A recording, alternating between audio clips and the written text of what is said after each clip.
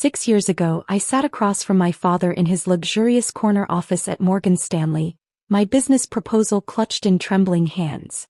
The Manhattan skyline stretched behind him, a perfect backdrop for his daily performances of superiority. A tech startup? He didn't even bother looking at my meticulously prepared presentation. Samantha, we've discussed this. Real success comes from established institutions, not these Silicon Valley pipe dreams. Dad, if you just look at the projections. Don't waste my time with your small business ideas, he scoffed, checking his Patek Philippe watch. I have a board meeting in 10 minutes. Real business, not some, what did you call it?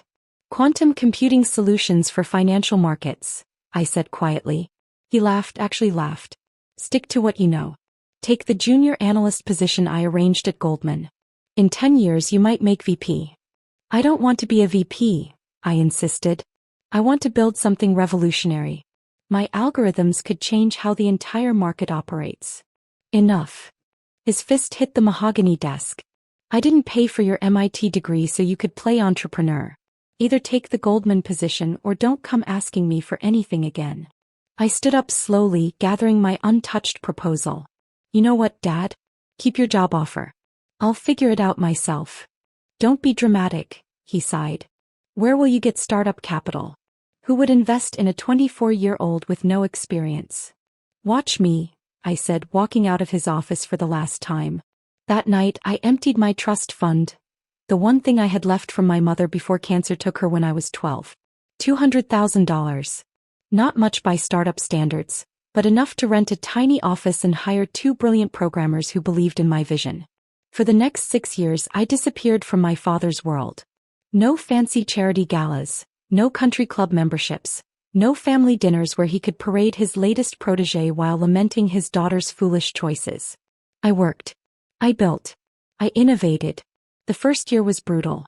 Ramen noodles and sleepless nights. My small team huddled in our cramped office, debugging code until dawn. But slowly, surely, our quantum computing platform began to take shape. Year 2 brought our first major client. Year 3, our first acquisition of a smaller tech firm. By year 4, Walker Enterprises, named for my mother's maiden name, had offices in 3 cities and a growing reputation in the fintech world. I kept my name out of the press, operating through a complex web of holding companies. As far as the financial world knew, S.J. Walker was a mysterious tech genius revolutionizing market analytics. Only a handful of people knew that this stood for Samantha. Now 6 years later, I sat in my own corner office, watching a different Manhattan skyline. Walker Enterprises occupied the top 10 floors of a gleaming tower in the heart of the financial district. Our quantum computing platform processed 70% of all NYSE trades. Our predictive algorithms were the industry standard. And my father had no idea. Ms. Walker. My assistant Diana's voice came through the intercom. Your 2 p.m. interview is here. I smiled, thinking of the sequence of events that led to this moment. 3 months ago, Morgan Stanley had suffered a catastrophic trading loss. Their outdated systems failed to predict a market shift that our algorithms had seen coming weeks in advance. The board demanded modernization. Heads rolled, including my father's. Send him in, I said, swiveling my chair to face the window. Behind me, I heard the door open, followed by familiar footsteps. Thank you for seeing me, my father's voice, less confident than I remembered. I know I'm overqualified for a senior advisor position, but given recent events. Please sit down, Mr. Harrison, I said, still facing the window. I've prepared a comprehensive overview of my experience, he continued. 30 years at Morgan Stanley, the last 15 as head of global trading. I believe I could bring significant value to Walker Enterprises, despite the unfortunate circumstances of my departure. I turned slowly, savoring the moment. Hello, Dad. The color drained from his face. The resume in his hands trembled slightly. Samantha. Welcome to Walker Enterprises, I said from the CEO's chair. Let's discuss your small business ideas. The silence in my office was deafening. My father's face cycled through a kaleidoscope of emotions: shock, disbelief, anger, and finally something that looked remarkably like fear. This is impossible, he whispered, his eyes darting around the vast office, taking in the industry awards, the wall of patents, the holographic display showing real-time quantum processing metrics. Walker Enterprises is.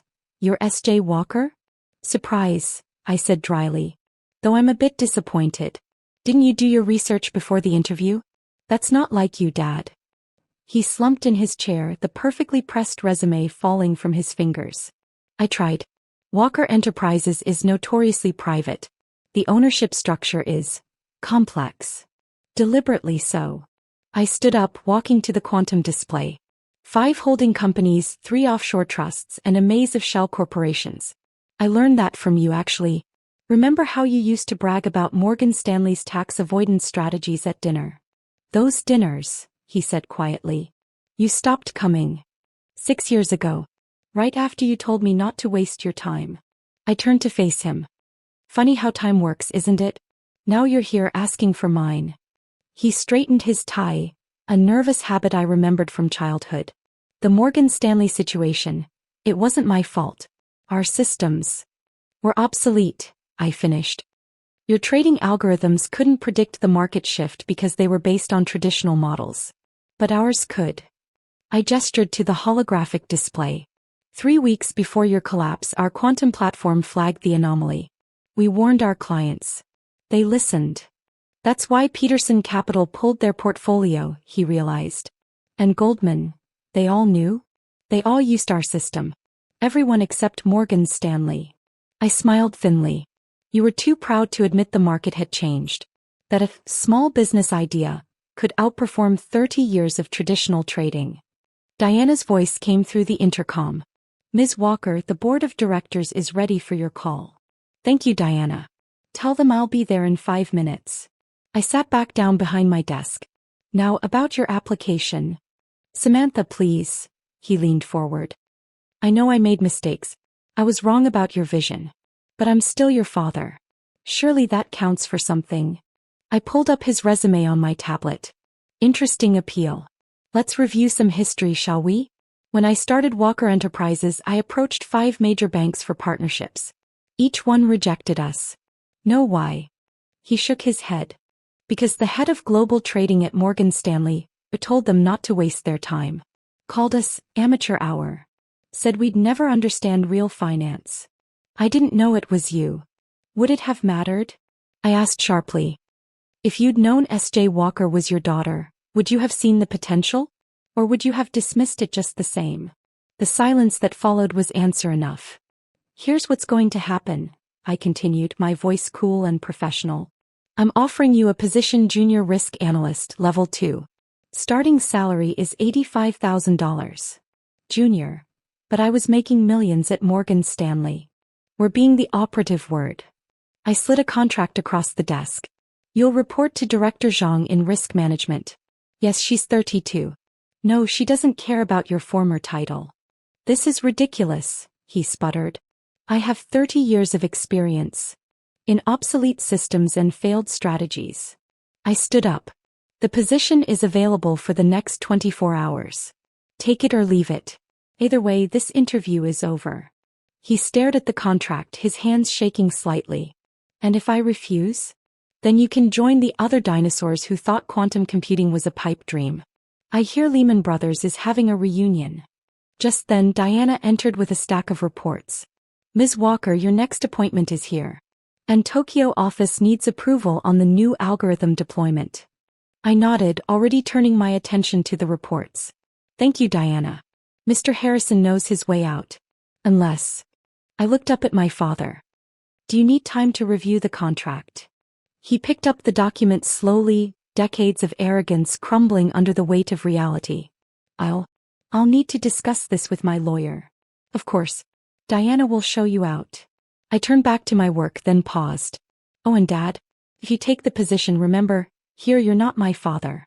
You're employee number 2847. Think you can handle that?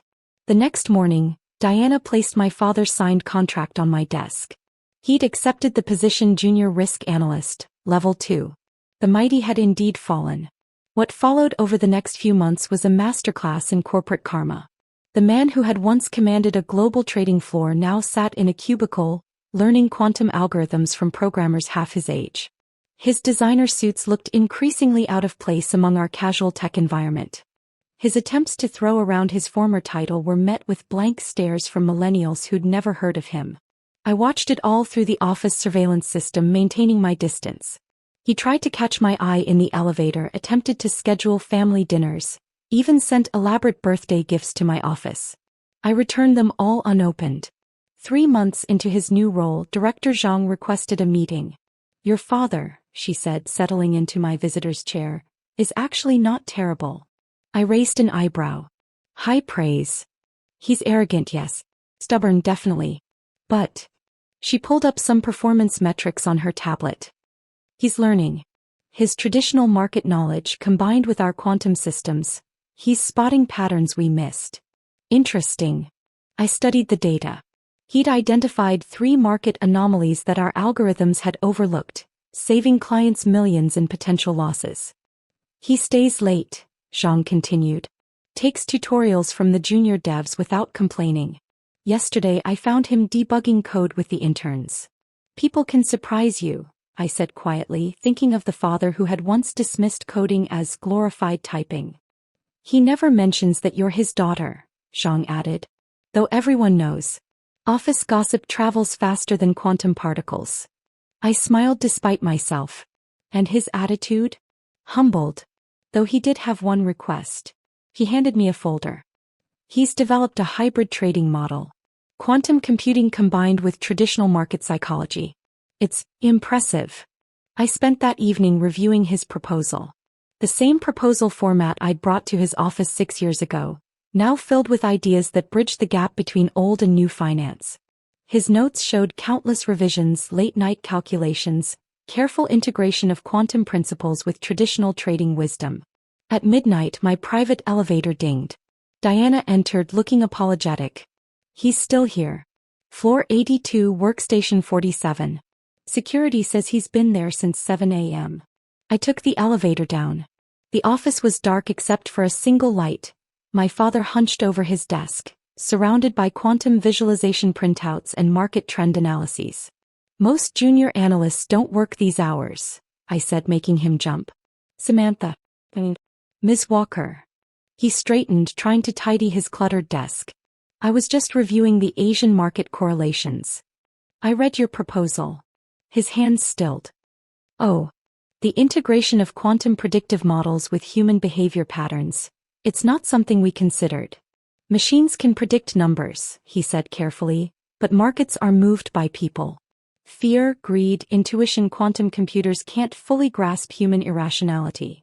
But they can analyze patterns," I finished, "while humans can understand the emotions behind them." "Exactly." His eyes lit up with the same passion I'd had 6 years ago.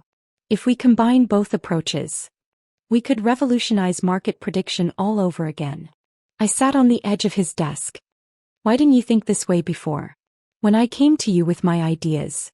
He was quiet for a long moment. "Because I was afraid," he finally admitted. "Your mother. She was always the visionary one.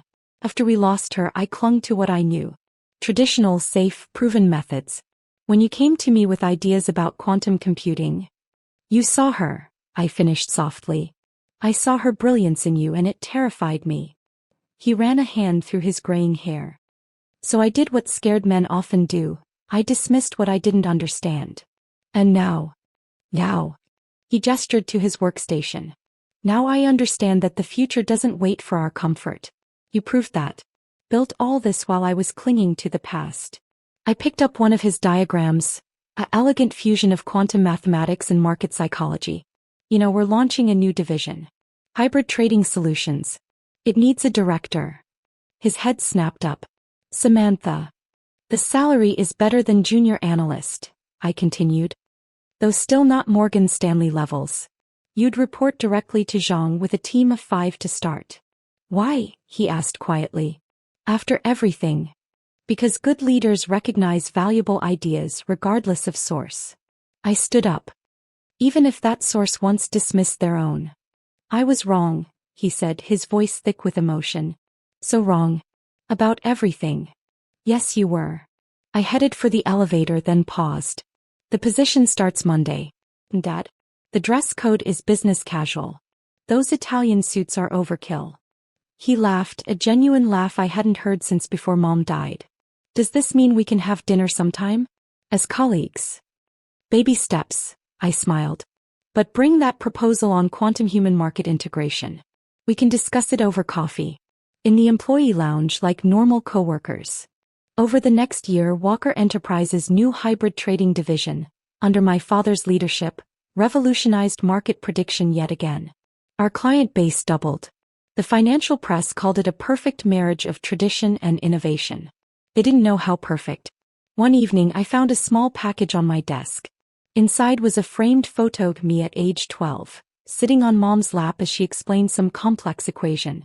With it was a note. She would be so proud of what you've built. Not just the company but the leader you've become. Thank you for teaching this old dinosaur to evolve. Employee number 2847, Dad.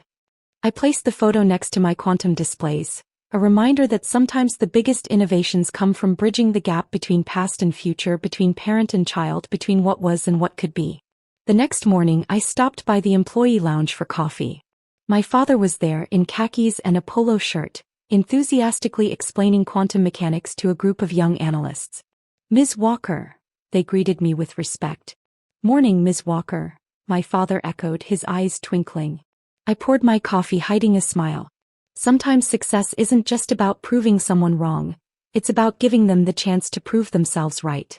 Director Harrison, I nodded professionally. I hear the Singapore office needs a quantum human market analysis.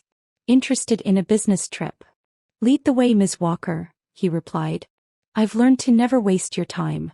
And just like that we found our balance, not as the father who had dismissed my dreams or the daughter who had surpassed his achievements, but as two professionals who had finally learned to see each other's value.